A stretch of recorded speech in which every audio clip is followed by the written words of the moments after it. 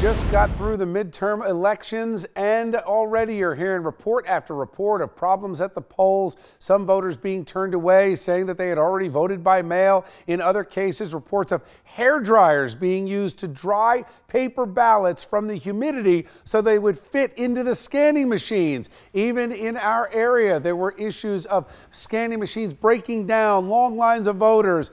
At what point are we going to embrace technology and say it's time to bring voting online? I want to bring in an expert who has actually written an article on this. It was published in the New York Times on Election Day. He says, yep, it's time for online voting.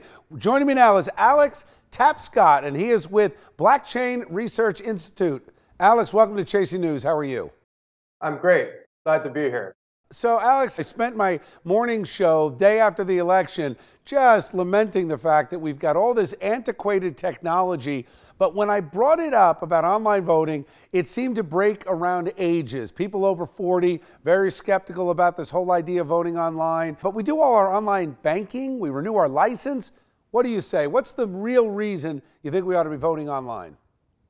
Well, I think ultimately elections are about trust. We need to know that when we cast a vote, that our vote is counted for the person who we intended, and it's counted only once, that it remains anonymous, but that the results in general can be audited after the fact. But what do you say to somebody that talks about the potential hacking? The technology itself is what provides the real solution. When you cast the vote, it's not stored in some central server like in the hands of an elections official or on the server of the company that operates the machine. It's actually served in what's called a decentralized ledger. And basically, this is a database that everyone can trust is accurate, but no single entity can hack. Real quick, yes or no, is this the future of voting in America? Yes. All right, thank you. Let's bring back tonight's A-plus panel. I wonder if they think this is a good idea. I do. Afia Yunus, immigration attorney, and Matt Rooney, Republican strategist and attorney. Afia, I'm going to start with you. We're talking about paper.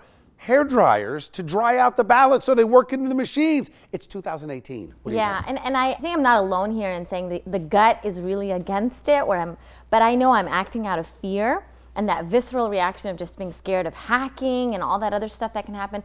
But eventually I come to the conclusion that it's the best possible solution moving forward. Matt, do you believe this is a technology problem that needs a technological solution? Look, Bill, probably part of the issue we're having here is that the folks that have to decide whether to use this technology are lawyers like me. We're not exactly adept at figuring out all this technology. In theory, I'm fine with it, but I got to tell you, maybe I'm a little old-fashioned. This is civic engagement. I think there should be a little bit work involved with voting.